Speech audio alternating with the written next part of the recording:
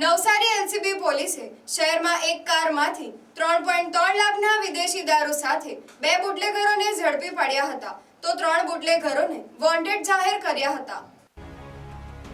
Navsari LCB પોલીસની team Navsari શહેરમાં પેટ્રોલિંગમાં હતી તે સમયે મળેલ બાતમીના આધારે શહેરના માંગલિયાવાડ ખાતે આવેલ 2022 અર્ફા પેલેસ નામના એપાર્ટમેન્ટ સામે જાહેર રોડ પરથી ક્રૂઝ કાર નંબર GJ05CP 9751 ને ચેક કરતા તેમાંથી ભારતીય બનાવટની વિદેશી દારૂ, વિસ્કીની બોટલો તથા ટીન બિયરની બોટલો મળી કુલ 1068 બોટલો જેની કિંમત 3,03,840 રૂપિયા મળી આવતા કારમાં સવાર અલીમુદ્દીન ઉર્ફે બચ્ચુ નિઝામુદ્દીન હાફેજ રહે મદીના સોસાયટી ઓલપાડ સુરત મૂળ રહે ઠક્કર બાપાવાસ કન્યા શાળા વિદ્યાલયની પાછળ નવસારી અને નરેશ નવીનભાઈ કુકડા રહે કોથરવાડી શિવનગર પારડી જિલ્લો વલસાડને ઝડપી પાડ્યા હતા તો દારૂ જથ્થો આપી જઈ ઇનોવા કારમાં પાયલોટિંગ કરનાર હિતેશ રહે કલસર